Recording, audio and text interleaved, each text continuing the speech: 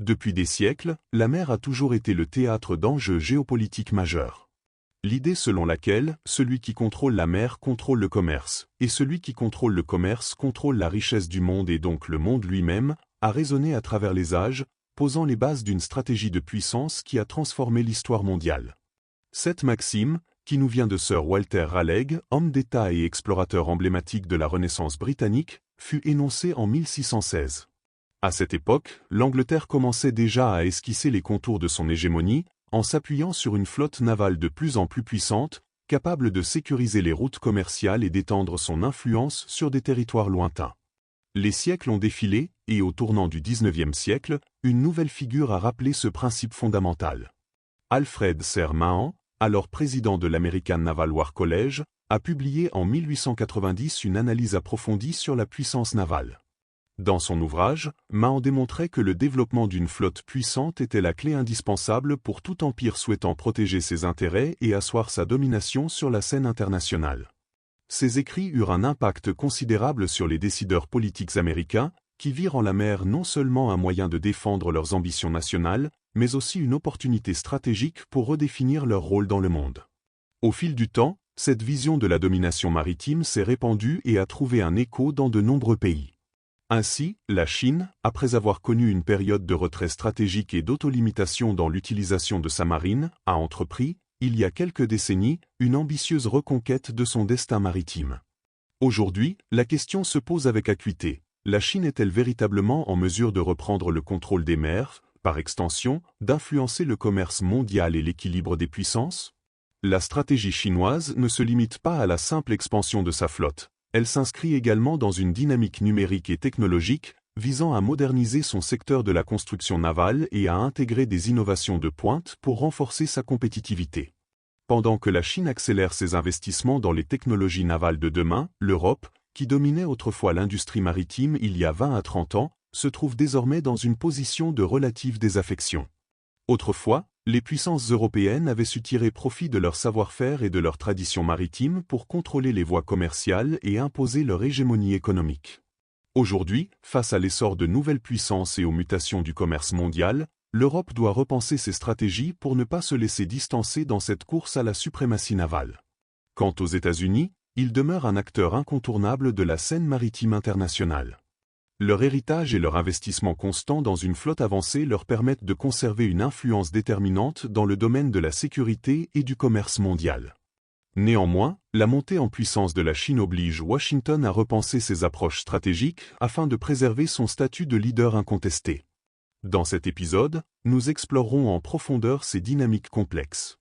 Nous analyserons comment, au fil des siècles, la maîtrise de la mer a servi d'instrument de pouvoir et comment les nouvelles technologies et stratégies redéfinissent aujourd'hui les contours d'une domination mondiale. Nous nous pencherons également sur l'étrange décision passée de la Chine de « mettre le feu à sa flotte », une métaphore énigmatique qui soulève des questions sur les choix stratégiques historiques et leurs implications contemporaines.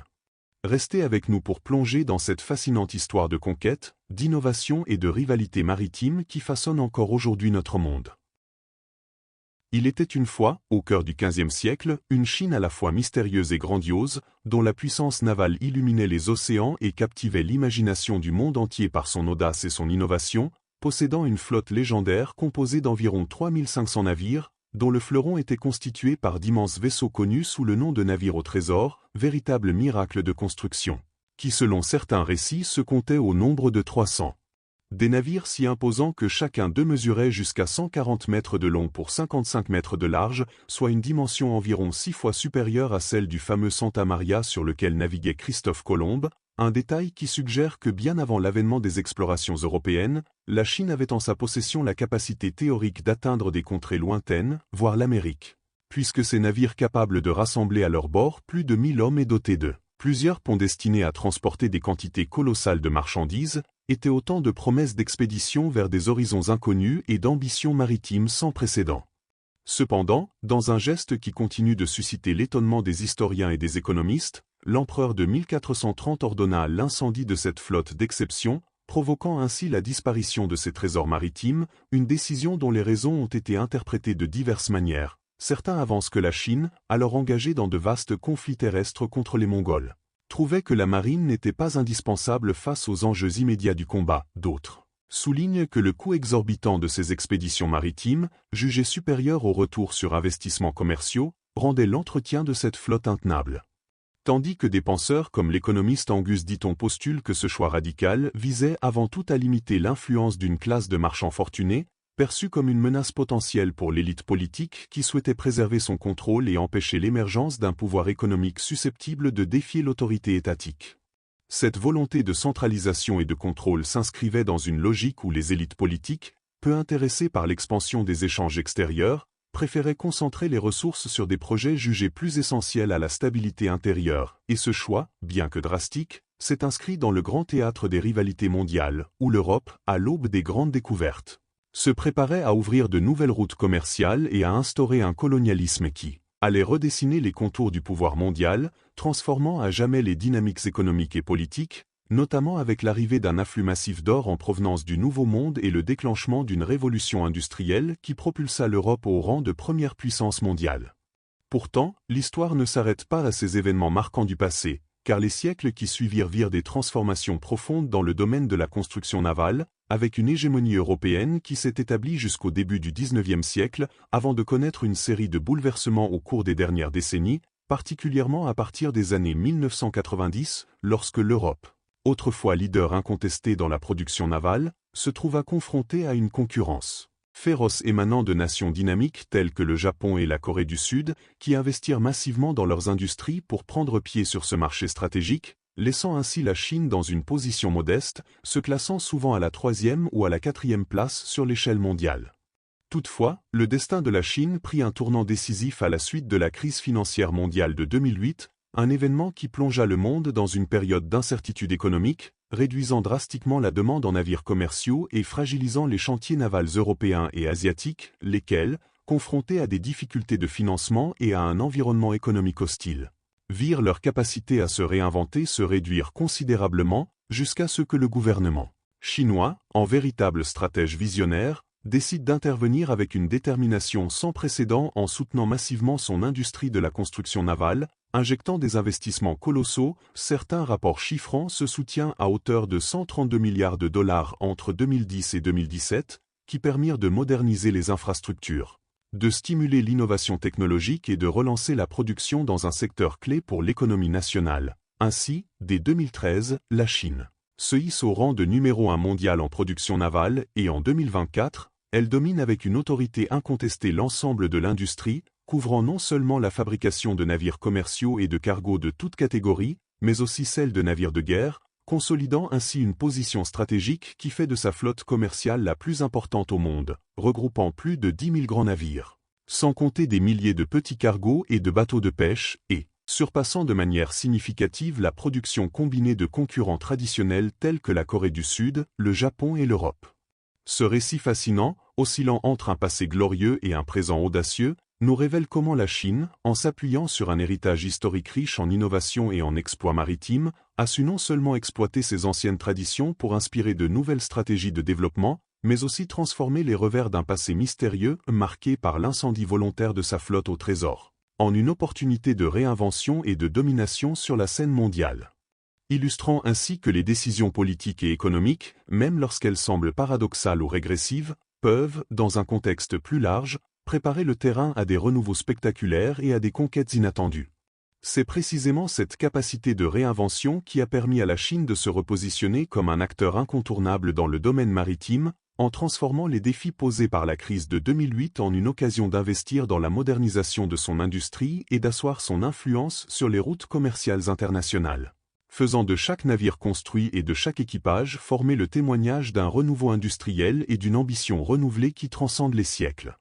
Et rappelant que l'histoire, avec ses retournements de situation et ses paradoxes, est une source inépuisable d'enseignement et d'inspiration pour ceux qui osent rêver d'un avenir où la mer, symbole de liberté et de conquête, demeure le théâtre d'aventures épiques, d'exploits technologiques et de rivalités géopolitiques, et où chaque décision, qu'elle soit prise dans les couloirs du pouvoir ou sur les ponts d'un navire en pleine mer, participe à la grande épopée humaine qui, depuis les trésors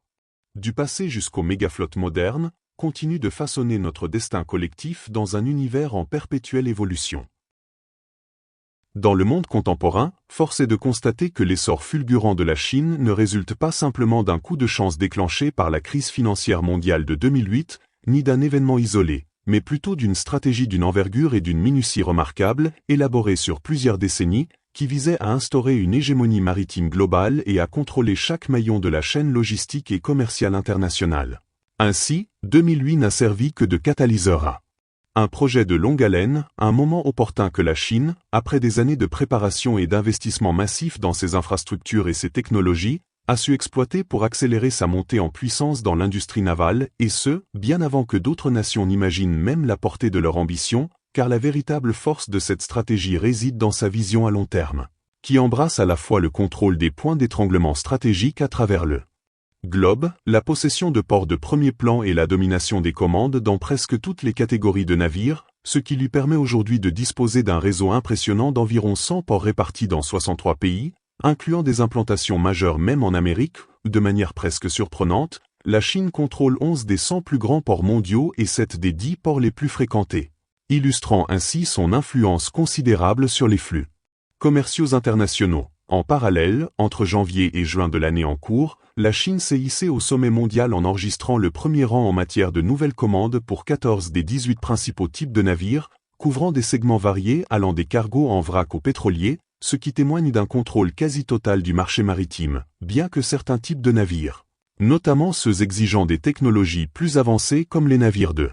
croisière, les navires rouliers, les navires à gaz et les porte-conteneurs, représente encore un défi technique considérable pour ses ingénieurs, domaine dans lequel l'Europe, forte de son expérience et de son savoir-faire traditionnel, maintient une avance significative, particulièrement dans la fabrication de navires de croisière et de luxe, secteur qui génère des bénéfices considérables et qui, sans eux, aurait pu précipiter la fermeture de nombreux chantiers navals européens. Néanmoins, force est de constater que la Chine, loin de se reposer sur ses lauriers, a déjà commencé à progresser dans ces segments complexes, comme en témoigne le contrat signé en 2019 avec Carnival Cruise, le plus grand opérateur de croisière mondial, marquant ainsi le début d'une incursion décisive dans ce secteur, puisque l'année dernière, le navire Adora Magic City, considéré comme le premier grand navire de croisière entièrement produit en Chine, a été livré avec succès, et un deuxième navire est déjà programmé pour 2025, avec la possibilité de 4 autres commandes à venir, chaque unité étant estimée à environ 770 millions de dollars, le tout réalisé à un coût inférieur d'environ 20% par rapport aux tarifs pratiqués en Europe, ce qui démontre non seulement la compétitivité de la production chinoise, mais aussi sa capacité à offrir des alternatives économiquement attractives dans un marché mondial de plus en plus concurrentiel, et si l'on s'attarde sur d'autres segments innovants, on ne peut ignorer l'importance des navires ro-ro, dont la conception révolutionnaire a transformé le transport de véhicules et de marchandises dans l'industrie automobile chinoise, un sujet que nous avons abordé dans un épisode précédent et qui mérite d'être rappelé ici pour souligner que l'initiative chinoise ne se limite pas au secteur traditionnel, mais s'étend également à des domaines technologiques de pointe et à des niches stratégiques du transport maritime. Par ailleurs, la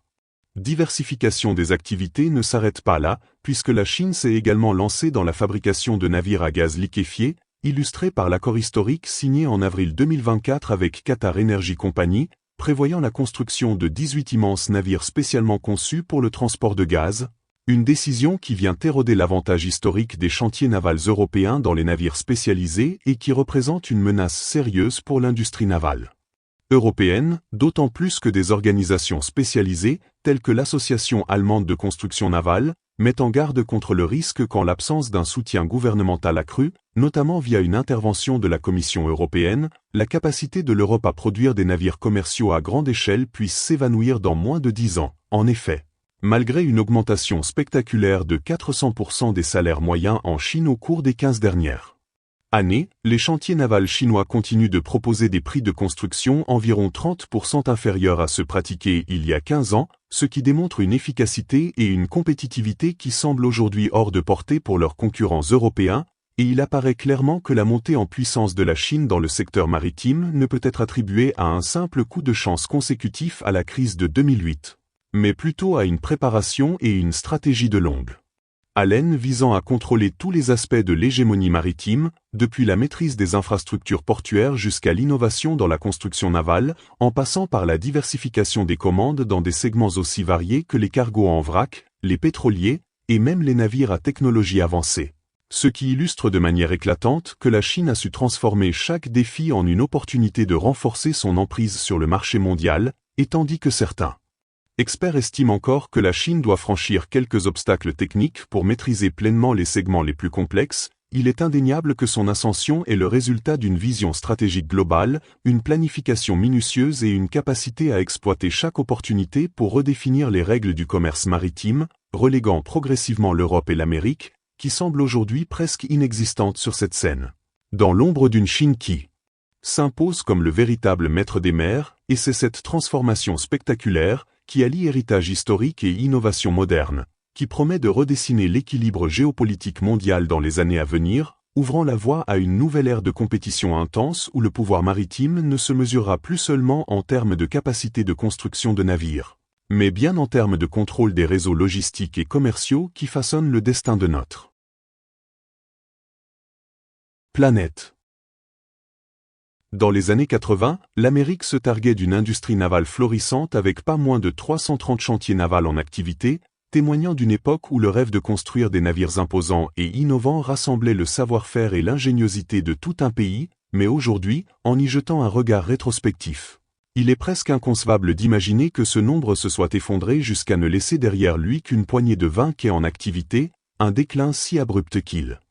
laisse perplexe quant aux raisons profondes de cette désuétude, et il est impossible de ne pas se demander pourquoi l'Amérique, jadis un titan dans le domaine de la construction navale, se permet-elle aujourd'hui de laisser dépérir une industrie qui fut autrefois le pilier de sa puissance économique et technologique, alors que la Chine, quant à elle, a su transformer ses propres défis en une formidable opportunité pour consolider et étendre son influence sur les mers du globe? Cette situation, qui paraît à la fois tragique et fascinante, trouve ses racines dans un enchevêtrement de décisions bureaucratiques, de lois anciennes et d'un certain laxisme structurel qui ont conduit à une forme d'abandon progressif de l'industrie navale américaine. Une négligence institutionnelle qui s'explique en partie par le fait que les priorités nationales se sont orientées vers le maintien d'une suprématie militaire et technologique plutôt que vers la préservation d'un secteur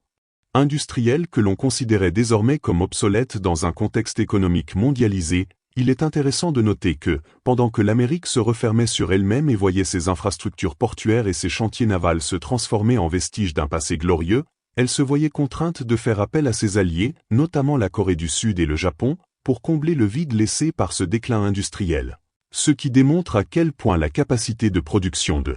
navires commerciaux avait été reléguée au second plan au profit d'un impératif stratégique et militaire axé sur la projection de la puissance navale, un domaine où l'Amérique conserve une force redoutable, certes, mais dont l'intérêt pour les navires commerciaux ne peut rivaliser avec l'investissement et la détermination de pays comme la Chine, qui a su, avec une vision et une stratégie de long terme, reprendre pied dans le secteur maritime de manière presque fulgurante, et ce, en réorganisant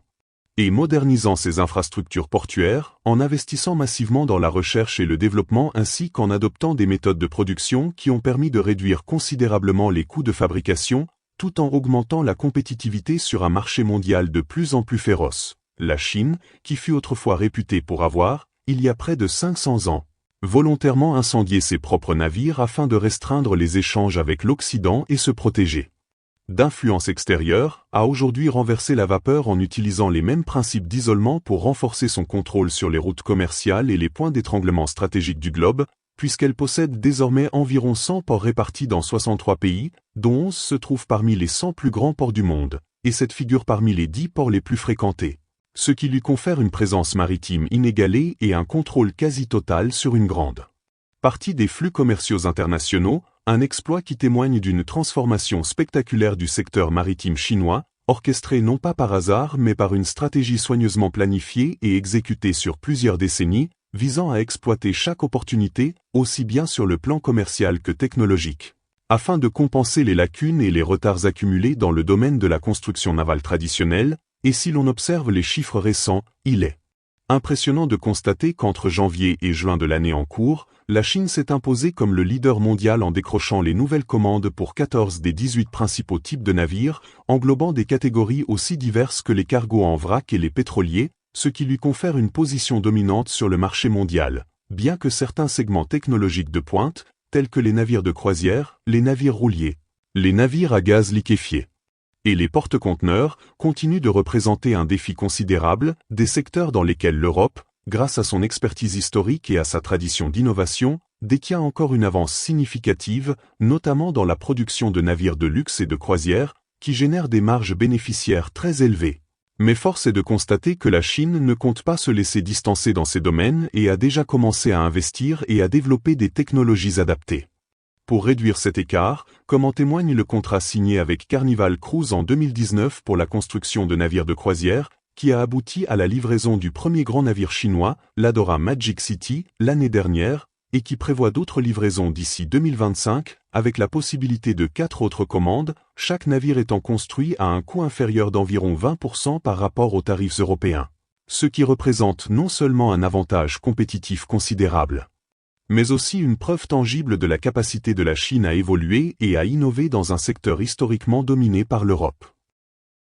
Pendant que l'Amérique se débat pour retrouver une industrie autrefois florissante, la Chine poursuit inlassablement sa quête de domination, en affinant sa stratégie pour contrôler non seulement la production de navires, mais aussi l'ensemble des réseaux logistiques et des passages stratégiques, consolidant ainsi sa sécurité maritime et posant les jalons d'une nouvelle ère où la suprématie se mesure autant en termes de nombre que de qualité et d'innovation technologique, et ce constat n'est pas sans rappeler que l'Amérique, dans son repli progressif sur des priorités militaires, semble avoir négligé l'importance de maintenir une industrie navale robuste et diversifiée, ce qui pourrait engendrer, selon de nombreux responsables et analystes, de sérieux problèmes à l'avenir en cas de conflit ou de crise, une situation qui ne manque pas de susciter l'inquiétude au sein des sphères stratégiques et politiques, d'autant plus que l'exemple chinois, par sa capacité à combiner une vision